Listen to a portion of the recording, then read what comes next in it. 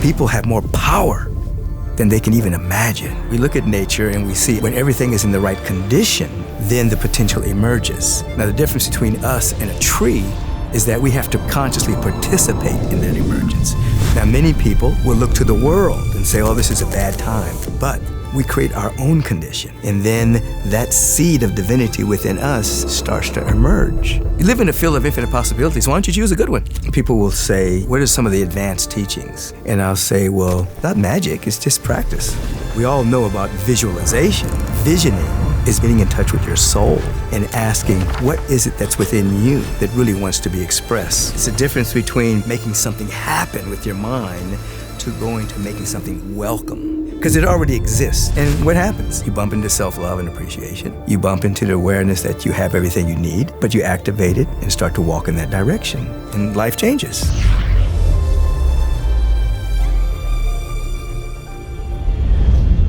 Well, Michael, it's good to have you back. Thanks for coming back in the studio. Absolutely. When I found out I was coming, I had a smile on my face. Oh. I didn't know what my schedule was going to be. And they said, know thyself come this week. I said, oh yeah, I like that. It's my honor, man. It's so good to jam. And our community responded so positively from our last conversation. We touched on a lot of amazing themes, from the dark night of the soul to what it means to live a purpose, vision, intentional, driven life. And so let's keep diving in. We live in a wild time where we're fed so much information and we have so much access to so much, which is incredible. It's easy to fall into the comparative trap of seeing what our life should be based off of what we think is attractive in others.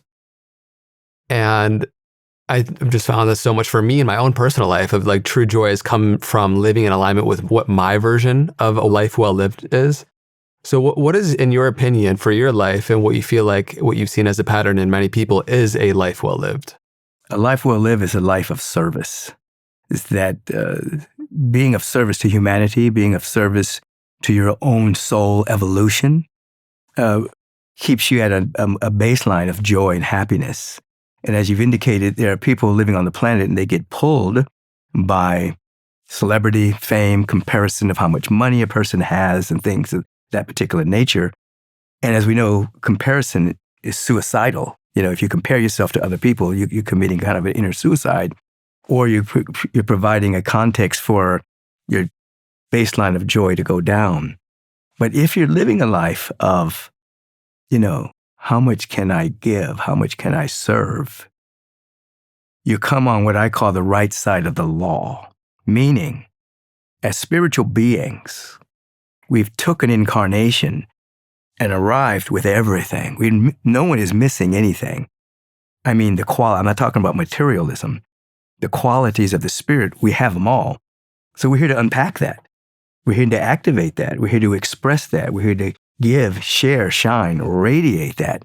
So if you ask, what do I have to give today? How can I contribute? How can I share? Now you're on the right side of the universal law that will provide for you. Activate your own gifts of potentiality to share and to give. So you find yourself in joy more often than not. But if a person is living in this field of social media comparison, and as you indicated, they're being bombarded with all this information, there's a difference between information that informs and information that transforms. And most of the information flowing in social media is just information, somebody's opinion. But if you start to ask, how can I serve? You become available to what is called inspiration. That's not coming from time and space. That's coming directly from the heart mind of the infinite. It's a whole different flow of information. Yeah.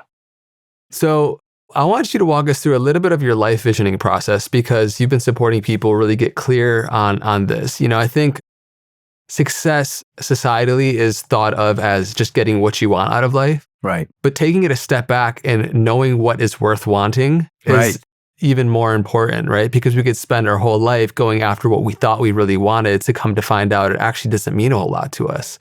And so when you think of that, you mentioned last time you were on the show that your heart's desire and the divine will are the exact same thing. Absolutely. And so when you think of discovering what it takes to discover what is worth wanting and what our heart's desire and therefore divine will is, what comes to mind in supporting people with that? Well, there's wanting and there's immature wanting.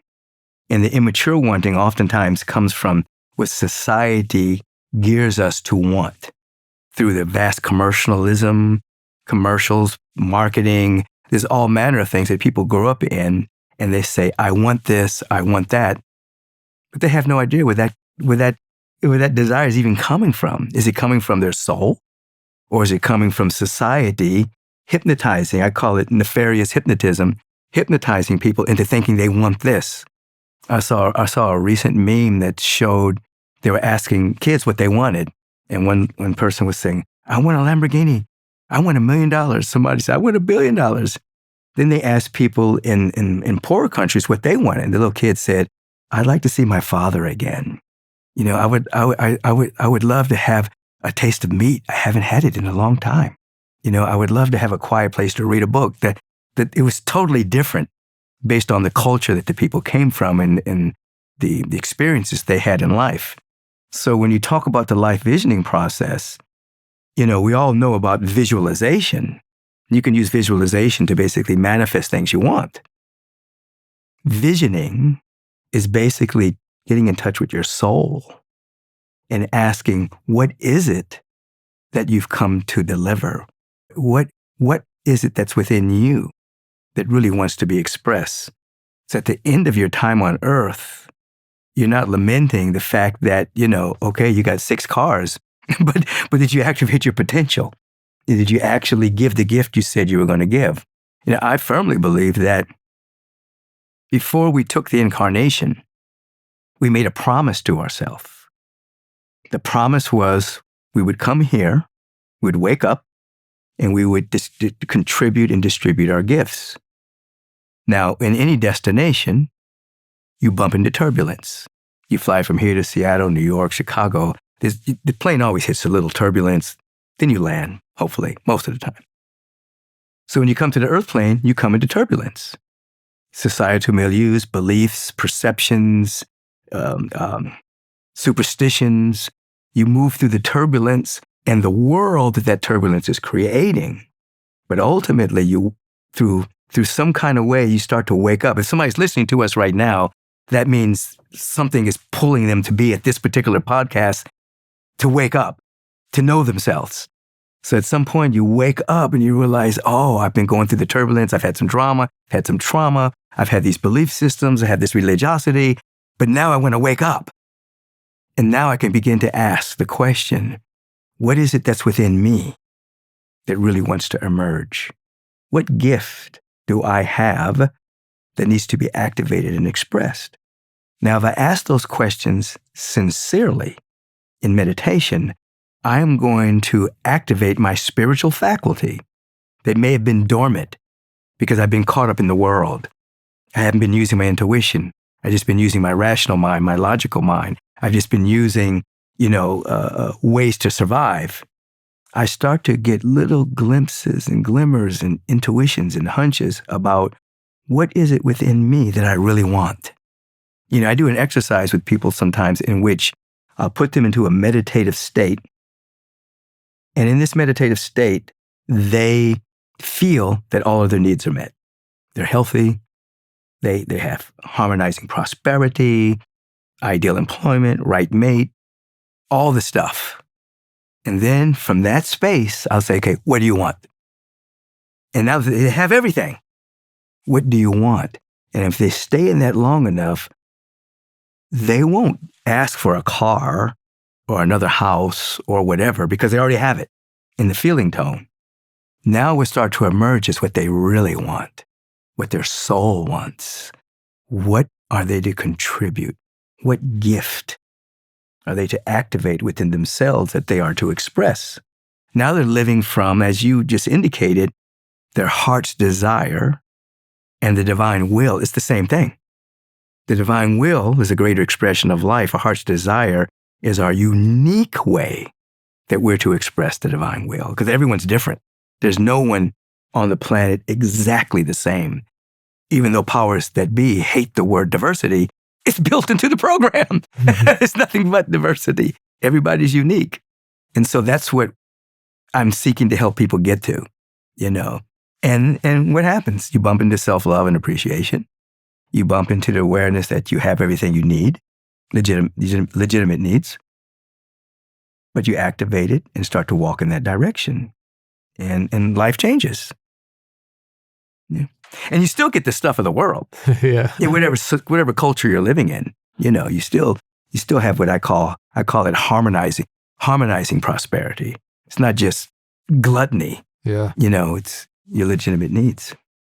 As you said, getting back into the space where you discovered the joy innate in your being, then asking that question of what wants to emerge from within me, it completely changes your answer, right? Like Right. what comes off of a person who is in a state of joy versus a state of anxiety, fear, and hard desire, like those are two completely different answers. And I think it's a really important reflection again here is to have that practice that gets you into that state. So then you can ask that question, because so much of our life has been up until this point, I think for many of us, asking these questions of what do I want? How do I get it from a state of inner lack? It's lack. Oftentimes people are asking that from a state of lack, like they don't have something. And so then when they get it, they're still operating from lack, even though they have the thing. There's still a lack within them, which is why we see many people with a lot of stuff, a lot of money, but still acting as if they don't have. Greedy, manipulative, dominating, because they manifested from the consciousness of lack rather than from the consciousness of overflow and connection. So that's a very good point. Where are you asking from? Right. Yeah. Yeah. So what else have you discovered in the, I guess, the texture of what emerges? Because I think it's so spot on, right? You look at nature. Mm-hmm. Nature is emergence.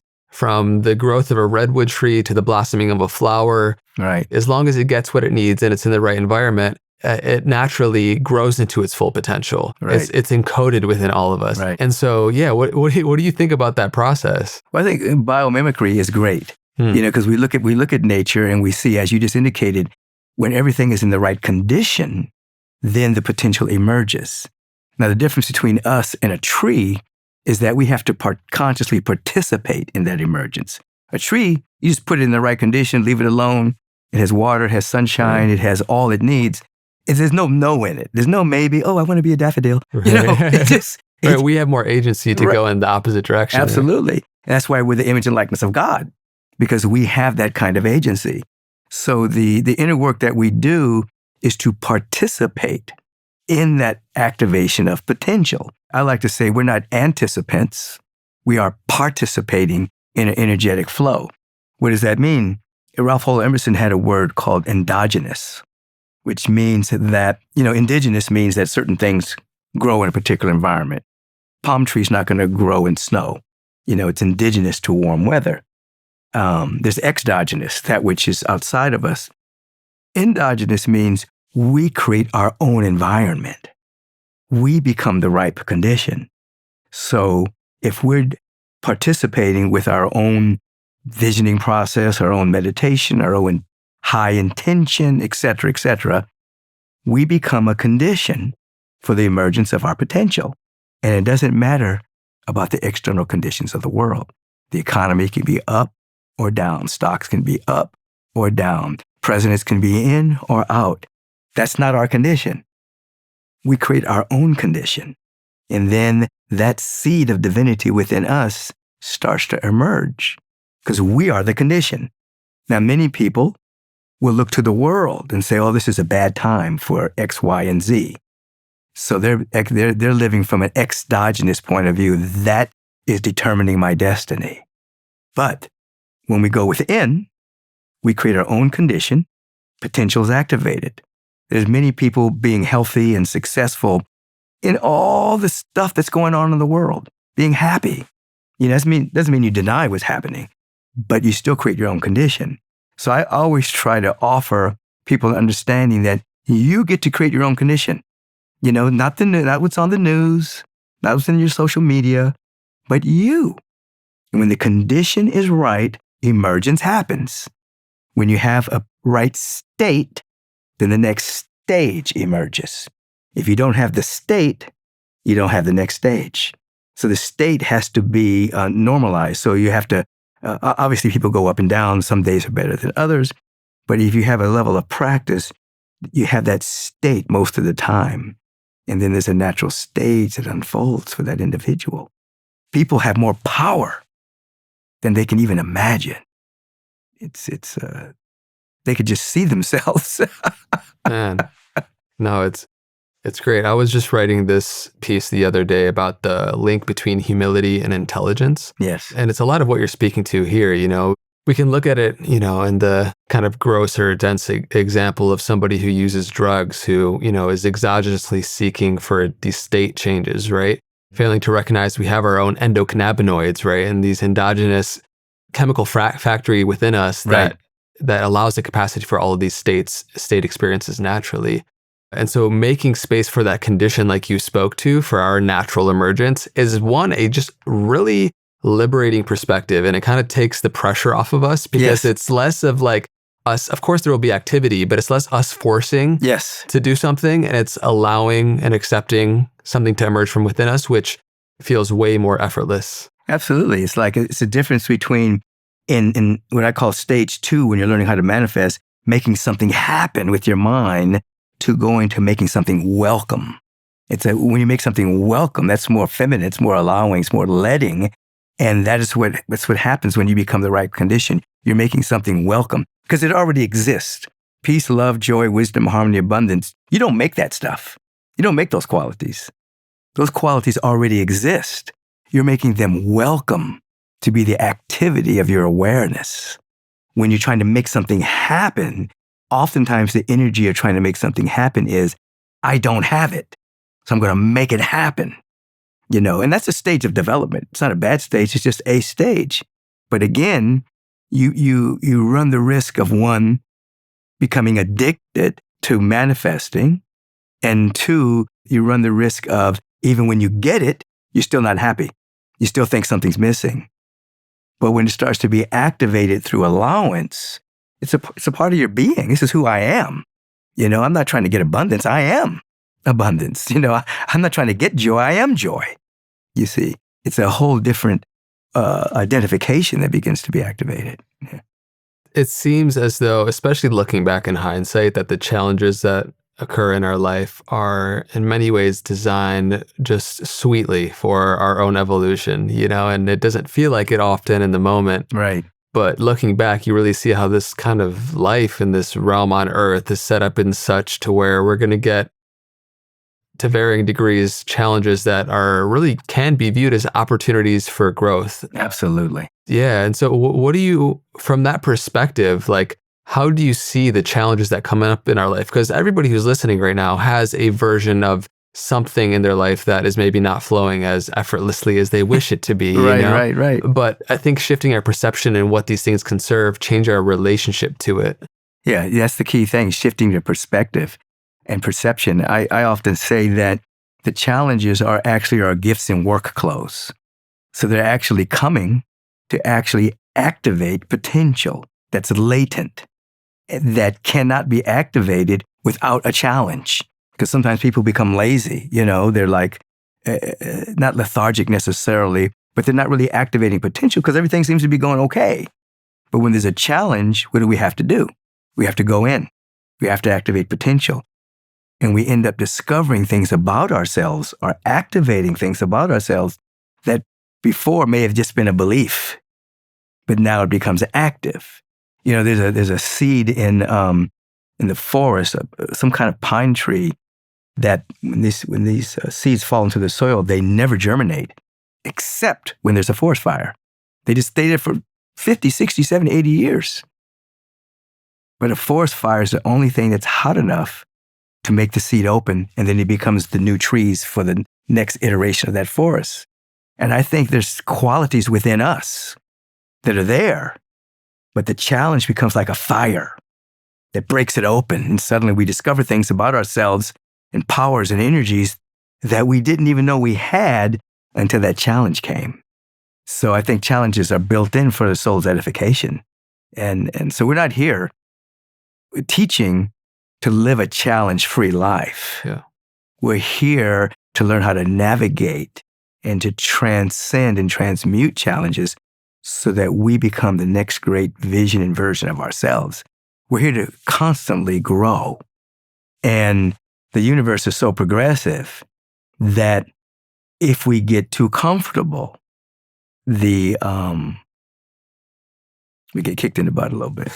Yeah. Wake up. Yeah. You're not activating your potential. It could be a symptom. It could be a financial thing. It could be a relationship thing. But the universe is always expanding and moving us forward. Mm. Yeah, it's like what you mentioned last time about people transforming either through insight or crisis. Yeah. And I think we oscillate between both, most of us throughout our life. And those challenges that arise in our life, whether they be relationship dynamics, financial struggles, something inner with our mind or body or emotion, right? When perceived as opportunities for growth, what you resist persists in that saying, right? So like when you accept it as a challenge, when you accept it as an opportunity for growth, then like when you go to the gym and you work out, you understand the challenge, you choose it, right? Right. And I feel like when you choose it, our relationship completely changes and it allows us to have synergy with it instead of it's me versus life. I feel like so much of our time here often is like in this subtle but pervasive energy of the way my life is right now is not how it should be. Right. That's great. That's good. Yeah. You use the word weights. I often like to say that imagine you're just in a big weight room. You're in density, time, gravity. Yeah. You're here lifting weights, and you got time and space, things that don't really exist. They're abstract mental concepts. They're not like forever, But while you're in time and space, this is a weight room, and it's actually a canvas by which you get to paint with the colors of your soul. And so you're here lifting weights. Sometimes you have to lift weights around love and forgiveness. Sometimes you have to lift weights around contribution and generosity, or whatever quality that seems to be lacking. You actually have to go in and lift that weight. You have to actually perceive it. You have to actually shift your perception. You have to actually change your conversation around it. And until that weight becomes easy, it's like, oh yeah. So I think that's a great analogy. Yeah, it makes me think about, we just had Deepak on the show, and he referred this quote from Wittgenstein about, our life is a dream and we're asleep, and sometimes we become awake enough to know that we're dreaming. Yes. And we have these moments of insight, of revelation, where we kind of get our head above the ocean, tide, and we can see this life and how it's set up in these different dynamics. And then we come back into the weight room, so to speak, and live our life. Those moments where we do kind of get our head above the water and we see how this is very much like a simulation. Yes. It's like all these relationships. It is a simulation. Yeah. It's a matrix, because it's the condensation of thoughts, beliefs, perceptions, opinions, points of view that have condensed itself into a world of appearances. It's always changing. And once you, like you say, when you pop up and you see that you're having a dream of separation, but you're never separated from the divine. It's an impossibility, but we dream we are. And then the world of appearances, the collective belief, impacts us. So we have a whole collective superstitious belief about separation. Then you have all these religions that have their point of view, and oftentimes religiosity takes over that locks people into a religion rather than into the transcendent. So people end up fighting about being a certain religion, which the religion itself was to take you beyond religion. It just becomes a whole dynamic of superstitious thought that creates a simulation of separation. Doesn't even exist. It's not even real. When I mean real, it's not eternal. Yeah. Yeah. There's that perspective and that balance of things can, be real to us, but they're not in the absolute truth of how things are, actually happening. Right. You appear to be separate from me right now. Right. And you appear to be over there, like a few feet away from me. But the reality is this image is being inverted, and we know the whole story, right? You're happening. We are phenomena appearing inside of ourselves, within one another. Yeah. And that's why healing, it's like in a moment of real healing, it just simply means that which has never been hurt, it's a revelation, it's a revealing of that which is never hurt. So then the body changes, or the mental body changes. And then that's I've had an opportunity to be a part of that a lot, where it's like, How did that happen? Well, you dreamt about this disease, but and now you woke up to the fact that there's a part of you that can't even ever be diseased. Yeah. Yeah. Hey fam, we'll get right back to the show. But first, you probably have heard me talk a bunch about how when I meditate in the morning, I usually stack it with red light therapy. So if you don't know, there are over 4,000 peer-reviewed studies on red light therapy showing benefits of cellular healing, skin health by stimulating collagen, testosterone, sleep, mood, the list goes on and on.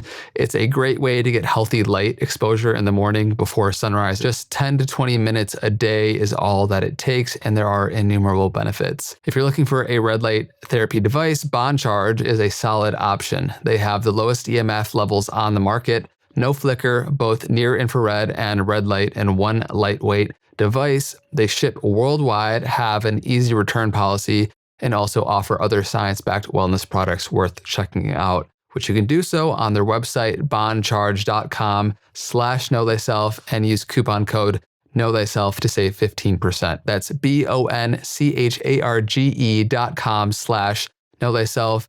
Use code Know Thyself to save 15% off. BonCharge products are all HSA, FSA eligible, giving you tax-free savings of up to 40%. I hope you dig it. Back to Michael Beckwith.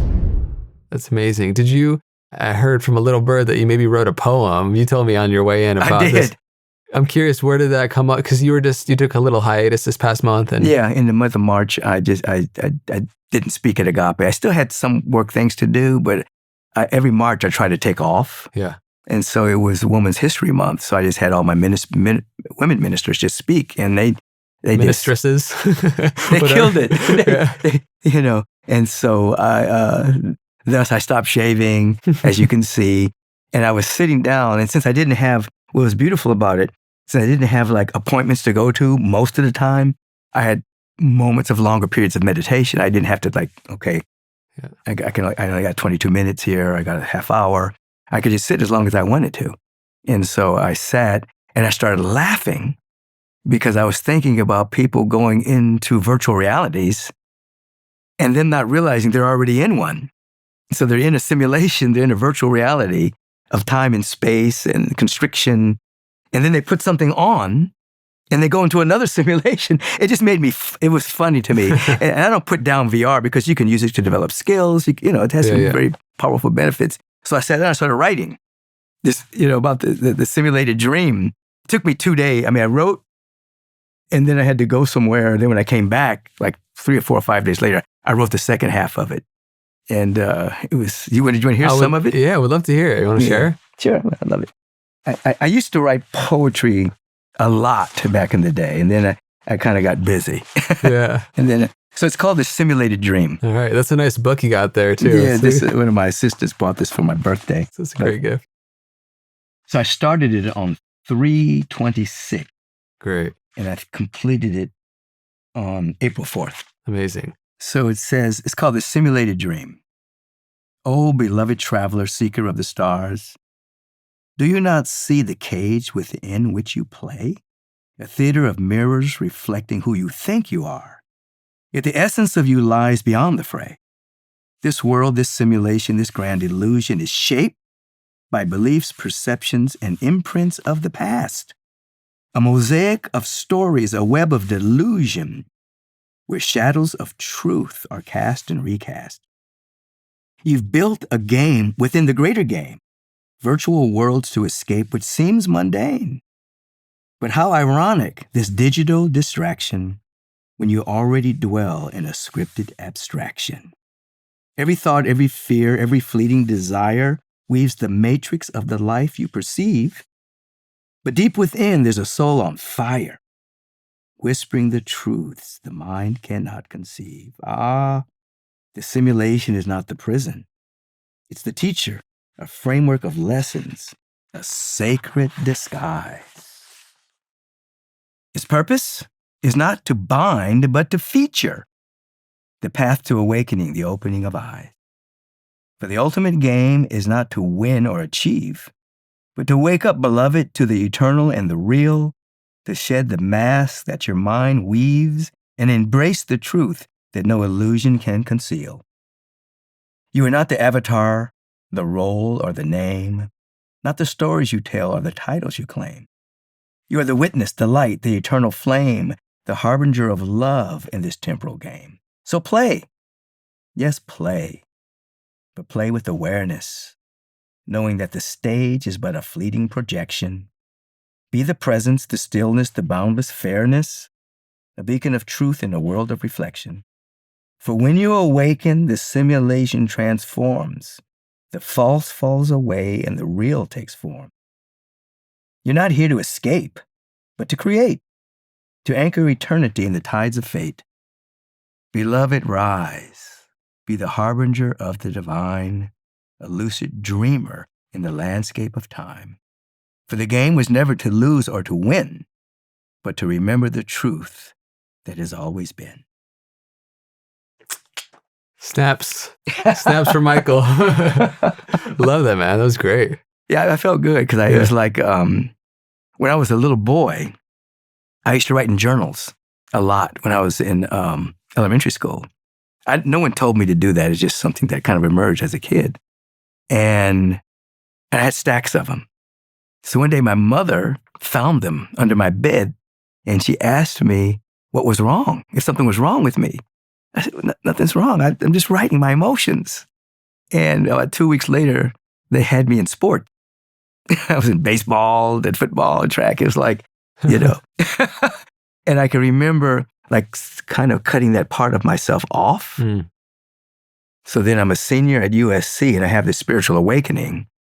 And then a few years after that, I had there was something like agonizing inside of my being. It was jittery. I couldn't be comfortable. And I went to a place where I started writing. And this emergence of poetry just flowed out of me. I mean, volumes, volumes, volumes. So that which I had dammed up when I was a kid and went into the masculine sport thing, track and all of that, got opened up again. And so then I wrote a lot of music. And then, I've been doing agape now for 39th year. And so you get busy. So being off, I just sat and as it started coming out again. Yeah, poetry. I mean, talk about emergence, man. Yeah. Getting quiet and really just like allowing the words to flow is such an amazing practice. Yeah. The only challenge with it, as I had to, doing it again, I had to see what my handwriting said. So that word weaves, I was trying to read it for, I said, what was I trying to say? Then it finally came, mine weaves, because my handwriting should have been a doctor. I think what art enables is a level of relaying truth, and I feel like more of its direct essence, right? Because we get so literal in our logical way of deducing and explaining reality through our intellect that we lose the poetry of life. Right. Yeah, poetry, music, directly heart connection. It transcends the logical mind, so people can actually feel something without having to tear it apart and think about it. Yeah, it brings it more into the feeling, like some of those lines, what a scripted abstraction or a lucid dream in a landscape of time, or, there is some the lines in there that point to like the absolute truth of reality of like what this all is and this Leela and this divine play, right? Right. And I love both sides of it too, because I love having physicists and consciousness researchers on the podcast and get into the, into the nitty gritty of the scientific process of it. But that balance is necessary. Yeah. It reminded me that when I first woke up years ago, I was balancing between this mystical awareness and science, because UCLA at that time had a parapsychology department. And so like Mitchell May and Judith Orloff, a lot of those people and a lot of friends of mine were going through that because in this society, they were deemed weird, so I was studying a lot of the science of mysticism. And so I was very aware of vibration, frequency, non-local healing, things of that particular nature, while I was exploring in my own consciousness. And that particular department doesn't exist anymore at UCLA.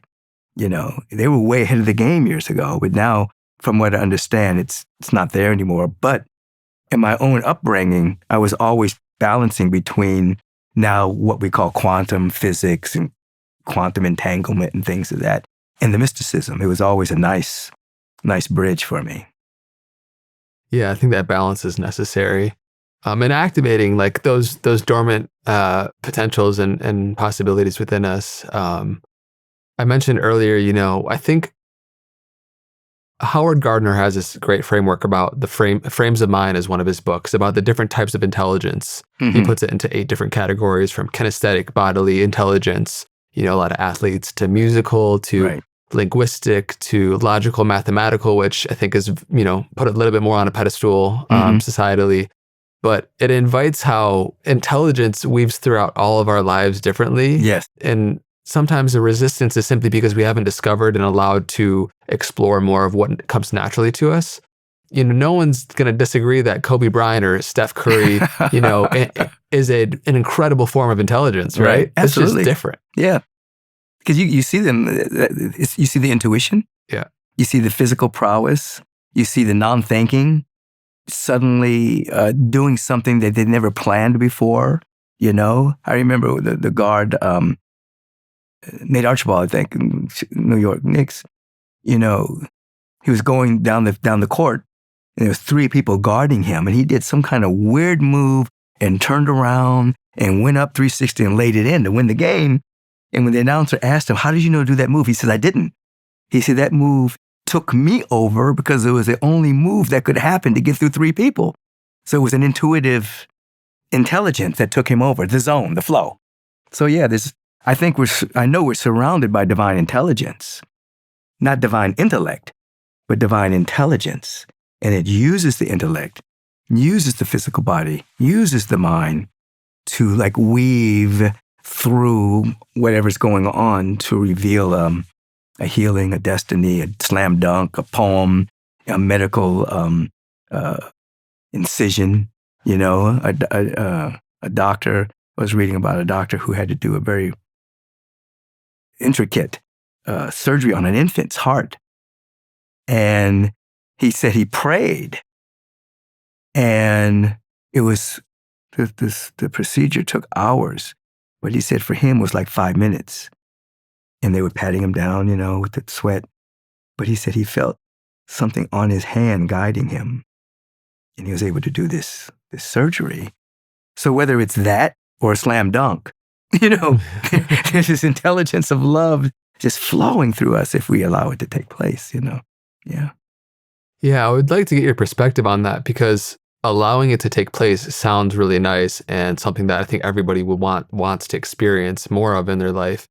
And yet there is this balance of developing the skills and almost the unconscious competency. So your body knows, and you can let the body intelligence, cosmic, divine intelligence, whatever word you want to use, take over. And that's where you experience flow. Right. For example, on piano, there's the practicing of scales and different keys and chord progressions and voicings. And then you get out the way and stuff starts happening that emerges in ways you can't comprehend. Right. So what do you feel like the balance is of doing the work, building the skills, and then, allowing something greater to take over? You have to have the practice on whatever you're working on, so that you say that, so the body is already in tune to that, and then something takes over.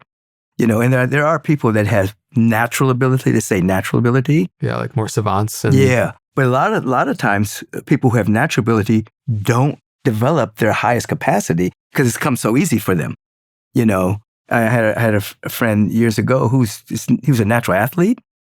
He was a natural yogi, but he never would do the practice. So as years went on, I became better I wasn't naturally flexible. He's taller than me, so he was naturally faster. But as we went on in our life, I ran varsity track. I was undefeated on my mile relay leg.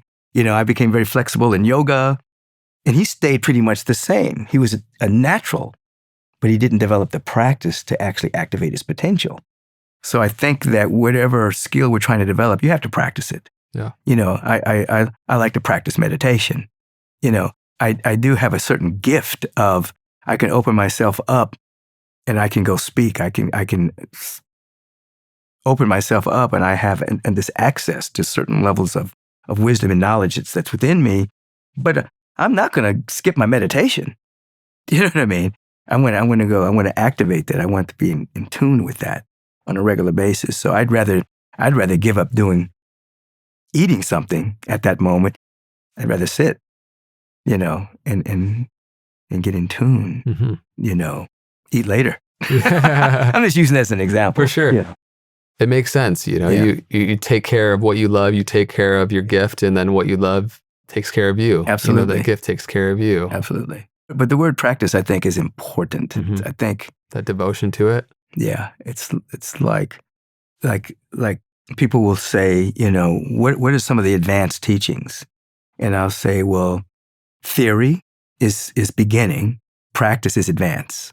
So you study all the stuff, read all the good books, you read the Bhagavad Gita, you read the Dhammapada, you read the Holy Bible, you read all the stuff, you learn the mystical teachings. That's beginning. The advance is actually trying to practice that. Sitting, having some level of practice where it dawns on your awareness. You have an aha. You have an insight. It's like, oh, I've heard that 1,000,000 times. But now when I sat, I understood it at a whole nother level. Yeah. But you don't get that without the practice. You have to have a moment where you think not. Yeah. Yeah, it's so easy to live in the abstraction or the thought of the thing rather than the actual thing. The actual encounter. Yeah. You have to have an encounter. You have to have your own personal revelation of what you believe. Mm-hmm. You can hear 1,000,000 speakers and you say, oh, that's beautiful. I believe that. Ooh, yeah, I'm inspired. But you have to have a personal revelation of that. Mm-hmm. And that's what you get. If, you can be walking on the beach, you can look at the ocean, you can be still. And then suddenly, oh my God, I know that now. I actually feel that. That's absolutely true. I'm actually at one with that wave. I'm actually at one with the tree. I'm actually at one with all of life. Whereas before you may have believed it. Right. You read the quantum physics. You're at one with everything. Have you heard of the parable of the cafe on the cliff? Do you ever cafe on the cliff? Maybe. Yeah, it's roughly speaking, it's that analogy of, say you're on the edge of a cliff and you're about to dive into the water, right? And metaphorically speaking, that's representing you into actually living into the practice of these theories, actually doing the deep work and facing off with the parts of ourselves that are uncomfortable and really getting deep into the water, and it's like the person that gets there and says, hold on, let me stretch a little bit before I jump in, and then a friend comes by, be like, hey, I want to have a talk with somebody and just let's have a conversation for a little bit right before I dive in. And he's like, I'm actually kind of thirsty. Would you grab me a glass of water? And it's like, okay, yeah, all right, I think I'm ready to go in. Actually, I'm kind of hungry. Would you mind grabbing me a bagel?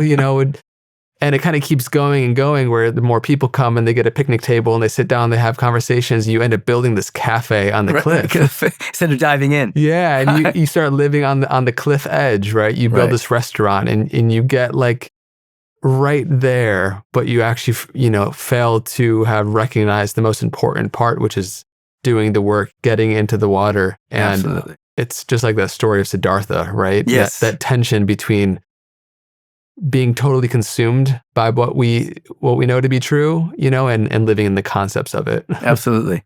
And, we live in a world where we, as you said, put on a pedestal the intellectual understanding of something rather than actually having the encounter with it, And I used to have a teacher that would say, he called it the consciousness. He would tell this parable of fish swimming in the ocean, in one turns, they all kind of do that. And then a big wave comes and knocks one of the fish on the sand. And he sees a beach ball and he sees people having a picnic and he sees all this stuff. He has no language for this. And he's looking, and the wave knocks him back into the water. And the other fish say, what did you see? And all he says, he can't describe it because he had no reference to what he saw. Mm-hmm. And so, when we begin to open up, we go into that space where we don't really have the language for it. Then later on, when we use language, it's the same words we used to use, but they mean something different because the context has changed. Yeah. And so we want to throw ourselves over the cliff, jump in the water, So we're living in I don't really know how to describe this, but it's real. And that's why I think there's the sages throughout time have had a unique capacity to, through the futility of what we have the capacity for, the human language, be able to describe as close we can, right? The words will never do it justice, but they can. That's why get we close. have poetry and parables and stories, so you can talk around it and talk about what it's not. Yep. But you can't talk about what it is. Yeah. Because then that word right there is separating from the isness of it. You just have to just be quiet. Let your light so shine. Oh, it's good, man. It's sweet. I was thinking, I was in the store the other day, and the woman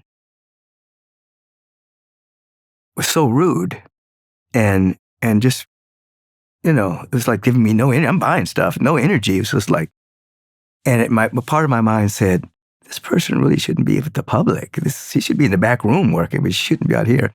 And then I changed. I said, you know what? I don't know what happened to this woman. She may have gotten a bad phone call, may have had some trouble with her kids at home. I just started thinking, and then I started having compassion. It's like, she's just having a bad day. I'm good. And then all of a sudden, she's changed right in front of my face. She started smiling and becoming really polite and extra helpful. So I think there was like this connection with us on the invisible side. And when I saw her as human, and maybe just having a bad day and got curious as to why she was acting this way, she changed. So then I thought about the fact that I was in a conversation with Rabbi Sharon Brous recently, and we were talking about the fact that tyranny and tyrants cannot exist in the field of love. That it can only happen if people are separated from each other and have polarization and hate and live in their opinions. And so what if we all just started thinking about people who don't like us, but become curious as to why? Why are they acting like this? Why don't they like me? Why don't these men like women? Why don't these people don't like people with a lot of melanin? And you start to have a level of compassion as to what happened to them that would forge such a limited perception. And then in that moment of compassion, we start to develop a whole nother energy on the planet of which tyranny cannot invade because we're all in love. It's a trip when we catch ourselves in those moments of how we're seeing life through our own distorted perception of it and not as it actually is. Right. And then you get those moments where you can sort of collapse the energy and you have that deeper connection, right? And you recognize, we're all one. You see the humanity behind somebody. There's plenty examples where we could look online or see the things that are happening in the world and judge it and condemn it, hate it. Not to say that these things are right by any means, but you're inviting the deeper understanding of something leaves no space to judge it. Right. Yeah. Once you go to the depth of it, you can see any things that impacted people, traumas, dramas, unhealed issues, and that's what's running them. And rather than judge it, you can become a place of healing. I teach the practitioners at Agape that when you see a lot of calamity going on in the world, whether it's war, hate, whatever the case may be, that is the world inviting you for prayer. If somebody comes to you and says, I have a diagnosis of some kind, can you hold me in prayer? You're going to say, yes, of course. So when you see all this stuff erupting on the world, that's the world inviting us into prayer rather than judgment. Like a planetary disease. It's like wars and rumors of wars and hate. It's like, oh, cancer. Let me go into prayer rather than judgment. Because if everybody's in judgment, there's not going to be any healing. There's not going to be any forward movement. It feels like a real litmus test to and yardstick for seeing where our own growth is in life and our own development is how we feel with ourselves when we're alone. Oh, I love this. Yeah. And I would love to get your perspective on this, and we can get into the tools, that continue to support this. But man, even in podcasting, it's easy to come on here and for people to put on a show for an hour or two. It's easy for us to go to work maybe even and put on a face, of different things. We cannot lie to ourselves. Nope. For extended periods of times. It's going to show up in distorted energy in so many different ways. So what comes to mind when you think about that? I have said over the period of time that if you're not in love with yourself when you're by yourself, you're going to be hell with other people because you're going to become an emotional stalker. You're going to try to make that other person make you happy. So you have to learn how to be alone, not lonely, but you have to learn how to be alone and actually love this person and actually self-reflect even on the areas that you don't like, to actually look at them square in the face, embrace it, and be willing for that energy to change. So you have to like yourself with you by yourself, or you're not going to like yourself in relationship because you'll manipulate that relationship in some kind of way to make yourself feel better. But at the end of the day, if you don't like yourself when you're by yourself, it's going to be a problem in the world. So it's inner work. So it's a wise thing to spend a period of time by yourself. Mm-hmm. I love my alone time. I love it. There's certain things that I do every day in which I do alone. And I don't have to respond to anybody. I don't have to react. I don't have to make sure that person's okay. I don't want them to make sure I'm okay. I love being by myself. But then I'm better with people. Yep. And I've told people, I was making a joke the other day. I was in an all-day workshop, and the person that was facilitating it, I was saying, well, normally at this time, I would have been at the gym working out, drinking my hydration, my water, my smoothie, meditation, then come here. But since you start the workshop so early, psychologically, if I get mad today, it ain't your fault. I was joking around. I said, I didn't get my alone time, Right. But I have to have it. Yeah. Yeah. I feel like the more that we bring sincerity into our practice and bring heart into our alone time, right? Because there's alone time on social media, and then there's alone time being in stillness, right? And the being in the stillness and in these deepening of practices, I think we start to really perceive to the degree in which we're participating in the conflict in our life, Yeah. In our relationships, our role and the conflict that we bring, and how so much of it is perpetuated just from self-conflict. Absolutely. Most of it is. Uh-huh. It's like without authentic self-love and appreciation, not egotism, but authentic self-love and appreciation, we set up energies that we will run into, we project it onto the world. We project our unhealed energies onto the screen of life, and we end up bumping into our lack of self-love. Now, we may put it on somebody, but it's actually, we're creating our own hindrance, mm-hmm. our own obstructions, our own delays. And so being able to sit and to work through without denying and embrace and actually like this person, that's what we carry into the world. We end up liking people that don't like us. Mm-hmm. It becomes a whole nother vibe. Yeah. It's like, because you don't take as many things personally, mm-hmm. Because you're able to separate, that doesn't really belong to me. Yeah. Yeah, I feel like you really know what's meant for you and what's not meant for you in that space. And that cultivation of self-worth, it's the antithesis energy to what would be like a self-obsession, right? Where you're spending time to reinforce these beliefs you have about yourself, but in the absence of a perception of who you even are, then you get to allow that other space to emerge, like you were speaking to. I'm really curious what you think about, because there are many practices that we can have and things we can be devoted to that support the deepening mm-hmm. of our experience of our true nature. And I found, and I've heard you speak to, the really bedtime and mm-hmm.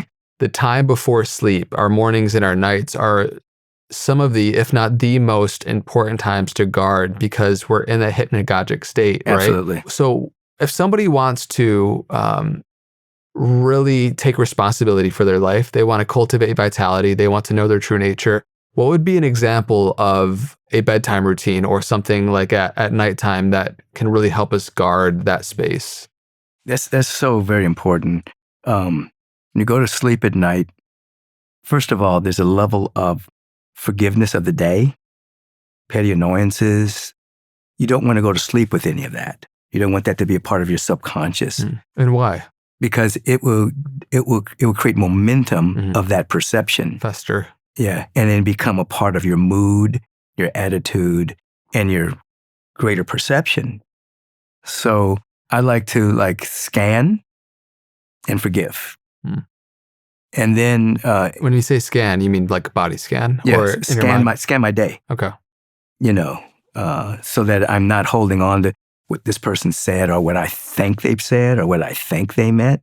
So it's just like a forgiveness. Now, oftentimes people will talk about at the end of your life doing that. I say, do it every day. Don't wait until the end of your life and forgive all these people. Just don't allow it to accumulate. Just forgive everything, every single day. And then, a lot of times when I go to sleep, I will close my eyes and I will choose a timeline of a life that I want to live, the feeling tone of it. I choose it. I choose it that it's happening now. And then I go to sleep in it. Or if I'm dealing with something I need an answer, I will choose, it's not the future, but I'm choosing that the answer and the issue is already solved. What do I feel like? And then what happens is it retrofit itself. It will give me a level of guidance when I wake up in the morning as to how to approach that situation. Now, when I wake up, it's the same thing. You're still in a hypnagogic state. So I wake up and I consciously go into a state of gratitude that I exist. It's not attached to, I'm grateful that I have this, I'm grateful that I have that. I'm just grateful that I exist. And then I will get out of bed and I'll stand and I'll do this. I'm so grateful to be alive, awake and aware. And then I do this. I surrender to life. Sometimes I'll use the word God or love or peace. And then I open myself up and I'll say, I'm available to the energy and the strength to handle anything that comes into my life today, my assignments for today.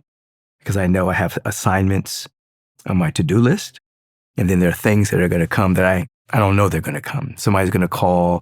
I'm going to have to respond to this. So I ask and make myself available to the energy of that. And because I've done it so long, I don't even think about it. It's like I'm able to articulate it to you now because you asked me a question. Yeah. But I'm not really thinking about it. It's just like, so grateful. Yeah. I surrender. What's my assignment? Like that. And so when you're in those states, it goes deeper into your subconscious. And then what happens is you have less worry. People suffer from worry. They suffer from anxiety, anxiousness. They're projecting their worst case scenario onto what they call the future. And they're actually living in those chemicals without the thing even happening. You know what I mean? So it's happening for them right now, physically, chemically, on the immune system. But it hasn't even happened. The thing hasn't even happened. But the body doesn't know it. So, I like people to learn that they're a sovereign being and they can determine their own perception. It's not magic. It's just practice, It really just sounds like utilizing, whether it's 30 minutes or an hour before bed, to really transition your state, right? Because you're going to marinate in whatever that state you last were awake in. And that builds momentum in ways we don't even realize how much it builds momentum. And then we wake up in ways we're not even privy to. It's going to continue to infuse that energy, And so it's like, if we want to live a life filled with joy and gratitude, then releasing, which is that forgiveness stage, which you first said, those chains and ties we have to people, events, and situations in which we have resistance to throughout our day. I want to ask you a little bit more about forgiveness, because in many ways, it's almost like the last illusion, because we always think it's like, I am forgiving the other person, but really it's like this inner process of letting go. Right. And just not continuing to not perpetuate, the state of resentment, of pain and within us. Yes. So what do you think about what forgiveness in that, point really is? Forgiveness is all forgiveness, 100% is self-forgiveness. You are releasing the toxicity of resentment, animosity, blame, projecting it onto another person, Now, you're not denying that a person may have gossiped about you or stole something from you or did something. You're not denying that. Or you perceive they did something. But the animosity and the resentment is in you. That's festering. That's speeding up the aging process. That's taking it's creating the immune system to not function as properly as it could. So you're doing this to yourself. So when you forgive another, you're actually releasing the toxicity from your own self. So that you're actually cutting the cord, the emotional cord that you have with that being. You're not condoning what they did, if they did something, but you're not connected to it anymore. So if an individual is living in a state of forgiveness, they're staying inside, they're staying clean and clear. And again, it's a practice, and it's, every path of heart has forgiveness in it. Every religion has forgiveness in it. Why? Because it works, Yeah. Amazing. So scanning our minds, scanning our emotions from the day, what are the most prevalent things that come up, cutting those cords, so to speak, letting them go. Mm-hmm. Giving forth. Forgiveness is giving forth. You go the next step. And giving forth is, I am going to radiate love. Mm-hmm. I'm going to radiate peace. It's like there's an individual that I've known for a number of years that I thought did something very heinous to me. It was just really weird. And so I know their birthday. And so whenever I notice that particular date as a time on my phone or something, I send them a prayer. It's just like, I think, just bless them. I hope they're living a beautiful life. I hope he's absolutely doing something magnificent. So I just give forth. Instead of saying, oh, that person stole that money from me, I just say, I just hope they're living a very beautiful. So forgiveness, I am giving forth an affirmative energy rather than a negative energy. Yeah. So then that moves into the second part, which is essentially visualizing, energetically embracing the state that you want to see more of, come into your life. And so have you gone back and forth, whether it's like visualizing a specific scenario event with people in a situation, or is it really just the energy? It's mainly the energy. It's like, we live in a field of infinite possibilities. So I'll tell people to choose the possibility you want to live in. So, oftentimes I go to sleep, infinite possibilities. So I'm going to choose this possibility of my life. And that's a feeling tone of abundance. It's a feeling tone of right action. And sometimes there are scenarios there if I'm working on a particular project, but the primary choice that I'm making is a feeling tone. And then the feeling tone will then outpicture as whatever that's to look like. I'm not gonna limit it by my visualization. The visualization may be a start, but ultimately the feeling is going to determine the outcome, not what I think I want, because I may be limiting it. Yeah. Does that make sense? Yep. Yeah. So, field of infinite possibility. I tell people, you live in a field of infinite possibilities. Why don't you choose a good one? Yeah. And see what that feels like and live there long enough until that becomes your dominant feeling. But it takes work. Yeah. Yeah. Yeah, that's great. Yeah, I've more recently been experiencing with this, just like sleep in general, man, from lucid dreams to the time before bed. And before bed, like having a committed like 20 to 30 minute practice just to transition and again, cut any chains of the day, if anything was picked up or whatever, and just really reset the body, the nervous system. I kind of get a bougie version of it is I like lay on a PEMF mat. Yeah. I put my legs up against the wall and this like vagus nerve device. I have my earthing. Yeah. Put my legs up. Yeah, all of that. I like these binaural beats too from Duqum, and I just kind of stack it all together and just go into this practice with like some breath. And man, it's amazing how that transforms your sleep and how you wake up. And absolutely. I use Soak, SOAAK.com. Okay. And they have 32 different frequencies. Oh, cool. They have anti-anxiety, lack stress. They have whatever you think. They have the frequency of it, and they have their main frequency is sleep, because people seem to have difficulty going to sleep. Yeah. So they have these little energetic things you can just put it on. So I put one of those on and put my legs up, and the frequency just wipes over me, and I'll go to sleep. It's amazing. It's a good reminder, I think, because sometimes right use of technology. Yeah, absolutely, absolutely, amazing, man. That's great. I think, would you say is there another predominant amplifier, like in terms of, I think sleep and like your morning kind of ritual, or how you feel when you wake up and how you get into those states are probably some of the most important. But for somebody that is in a phase where they realize they've been constricting their own potential, Mm-hmm. and as you said, the universe is in resistance to that, in which we're constricting.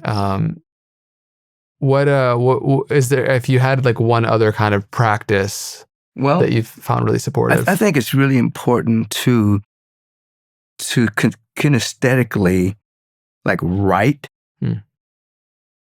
the idea that's trying to emerge in your life.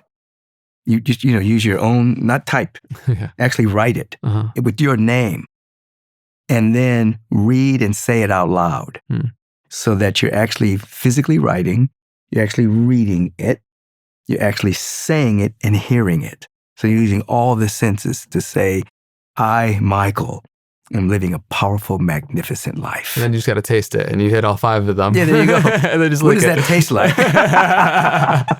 Get some good honey in your mouth, Mix it with that. Yeah, and then I think you write it 3 ways.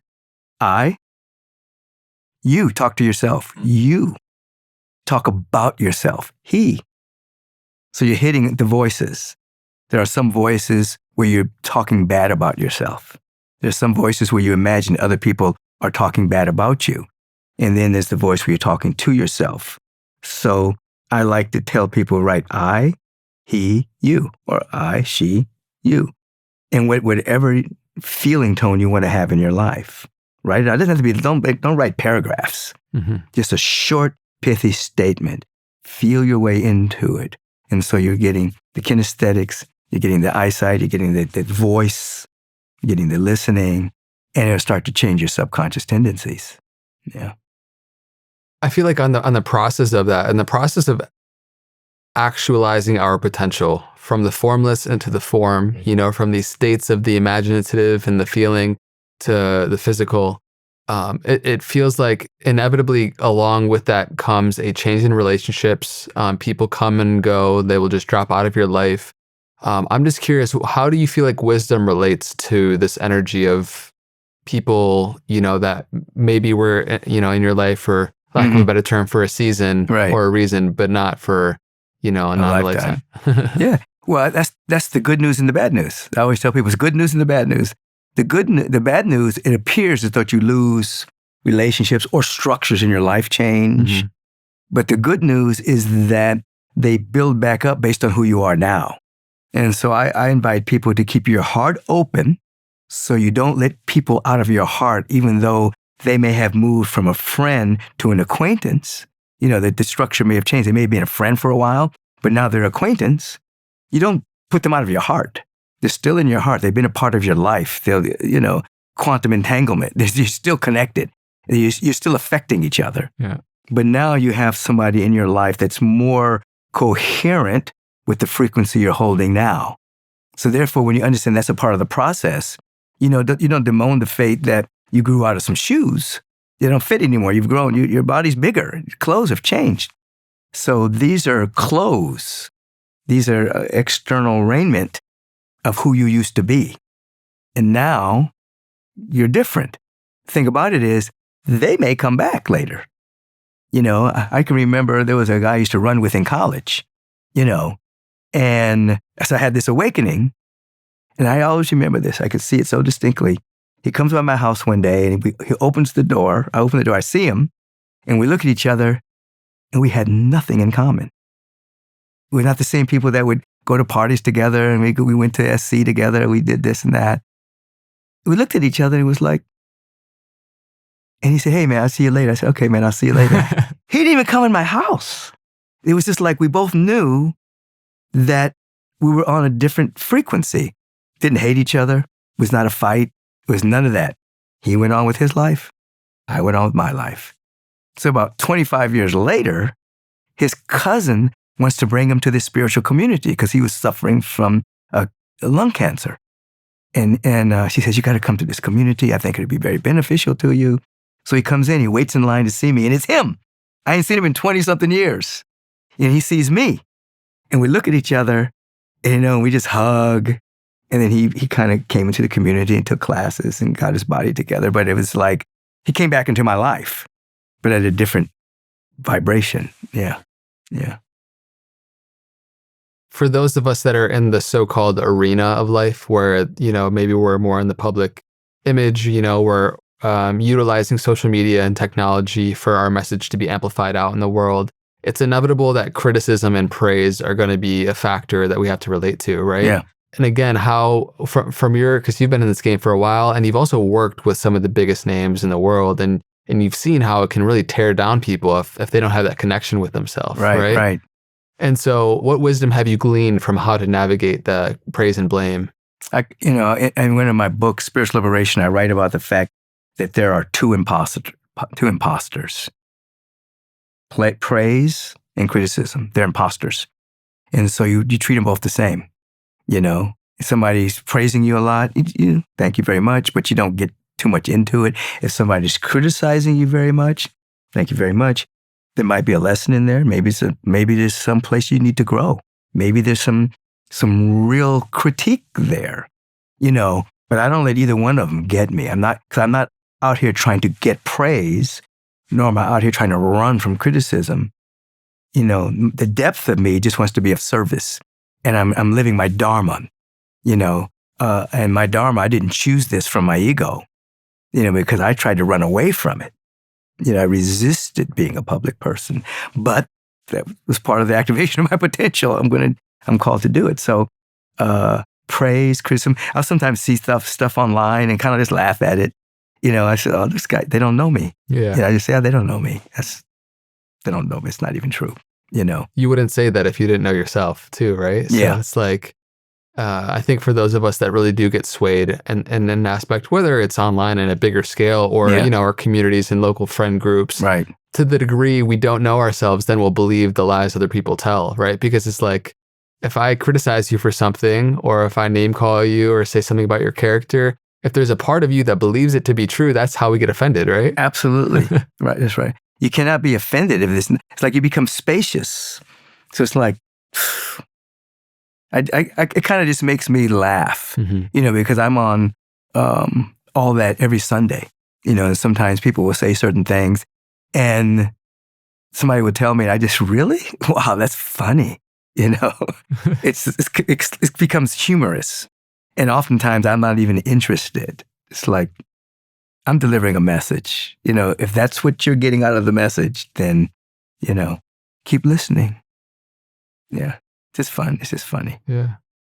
One of the last things I'm curious about is that, like, the more we live life, God willing, we have a long and bountiful life, and we see that there's patterns that emerge. There are like these cycles and seasons of life where at different phases and different times, different things are required of us. And some of those might be more solitude times. We're spending a lot of alone time. Some of those feel like crisis and a breakdown moment. Some of those are a big building phase, And so in a society that views the most important timeline being the one where you have the most speed and you're the most urgent and you're, accomplishing all of these things from, society's success metrics, what have you really learned about the importance of honoring and acknowledging the cycle and season of life we're currently in? Yeah, well, I think there's just two levels to look at it. At the meta level, at the absolute, there's just is. There's no cycle. When you come down into the manifest realm, there's cycles. And you learn through nature, when it is time to be still, when it's time to plant, when it's time to harvest, when it's time to prune. You learn that to the best of your ability without judging what cycle you might be in. And as you're saying, I think after a while you just learn it.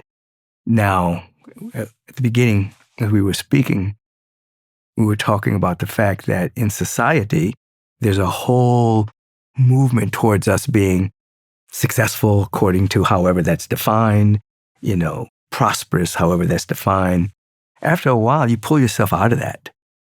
and you are aware of what I call is harmonizing prosperity, all legitimate needs can be met if you're living your dharma.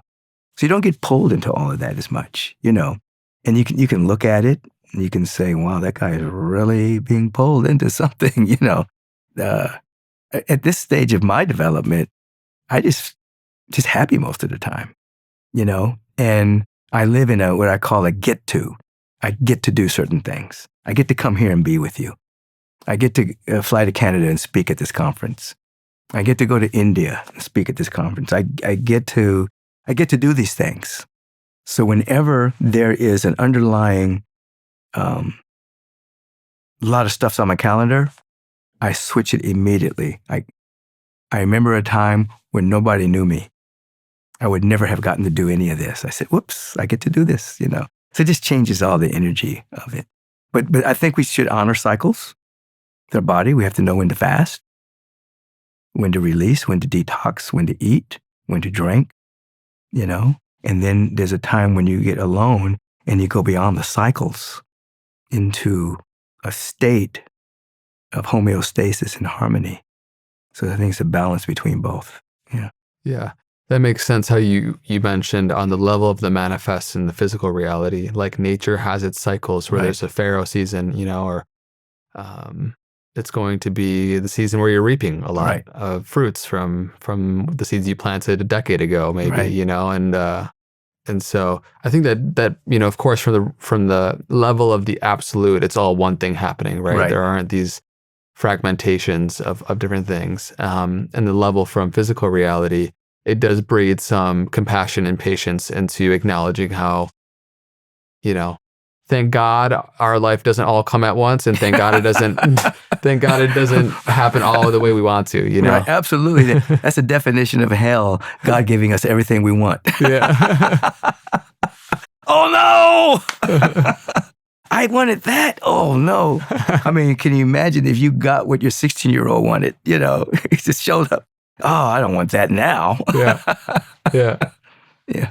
Yeah, it's great, right? And then they bring us, I feel like those illusions bring us to the place where we discover we want to discard them. And then we have a new idea of what a worthwhile life, a life well lived looks like. Yeah, that's the visioning. It's like, what does my soul really want? Yeah. Yeah. Not what my mother wants for me. Not what the church wants for me, but what does my soul really want? Yeah. Yeah. Last thing that I would just ask is, because you mentioned in the beginning, a life well lived is one we're in service, and we have many different forms of intelligences and different careers and ways of expressing, God's unique intelligence through us in life. But it does feel that the most fulfilling aspects of it come when it's in service to supporting others in some capacity, right? In some way, in some form. And so for those that strive to want to live in that, just if you want to share some more about the importance of that and living from service. Basically, the way it's set up is that every legitimate question you ask is answered. Every liberating, we have to learn to ask liberating questions. So if we ask how to be of service, or if we just wake up and say, what is it that I have?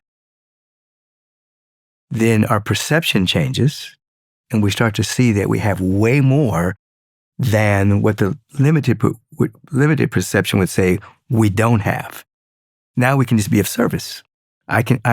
What do I have to give today? What do I have to share today? In scripture, it says, to he or she who has more is given. So if I ask that question, I'm going to get more energy. I'm going to get more insights. I'm going to get more revelations. He or she who has not, even that which they have is taken away. So if you're living in if you're more focused on what you don't have, I don't have enough time, I don't have enough money, I don't have enough of this, then that's what's amplified. So if we're in service, obviously, it means we're living from an overflow of having, and service breaks down the separation between you and me. I'm only serving myself as you.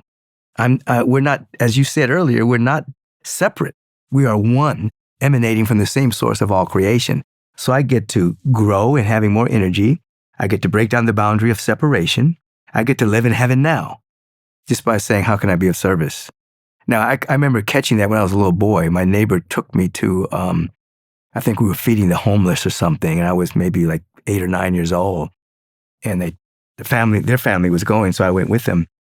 And I remember I got so high being of service that when I came home and the lady was telling my mother, what I had the opportunity to do, it just shifted my perspective of life. I just want to be of service. And it's kind of where I live. Yeah. Hope I'm answering your question. Yeah. No, I think that is like the living in the reciprocity of life, right? Yeah. It's and collapsing the giver and the taker into just showing up and seeing what can I contribute to life today, Karma yoga. Yeah. And karma yoga, you more energy flows through you, and then the sense of separation dissolves. Mm-hmm. I am you. You are me. We are one. It's trite but true. It is. Yeah, man. It's great. And just sincere appreciation for you, man.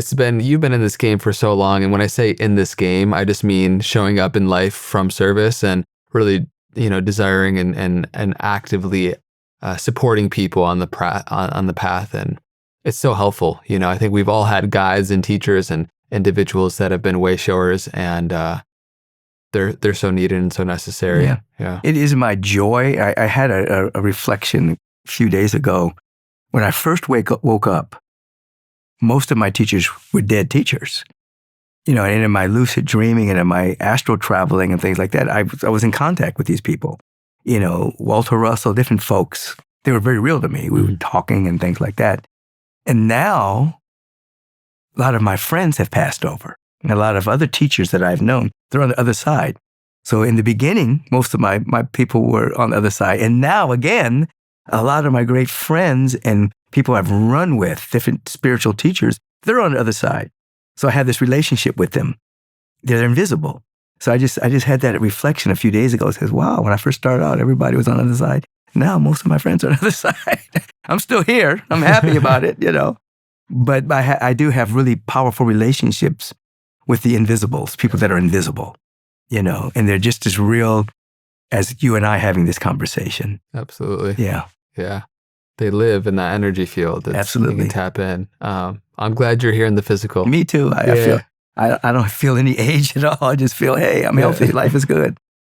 What's next? Let's do some more. Yeah, maybe some more poetry. Yeah. Oh yeah, that's gonna emerge. It got unplugged again. Yeah, I love it. Yeah. I love it. Amazing, man. Well, do you have anything else going on that you want to share with our audience, or what's coming up for you? Well, I've always invited people to watch my podcast, Take Back Your Mind. And wherever they are in the world, they can tune in to Agape, agapelive.com, and see me speak every Sunday. And there are classes at the university. And they'll also, if they go to michaelbeckwith.com, they'll see where I'm traveling around the world. Amazing. Yeah. Wonderful. Well, everyone, thanks for tuning into this episode of the Know Thyself podcast. Michael, thank you so much. Always a pleasure and joy. Until next time, be well.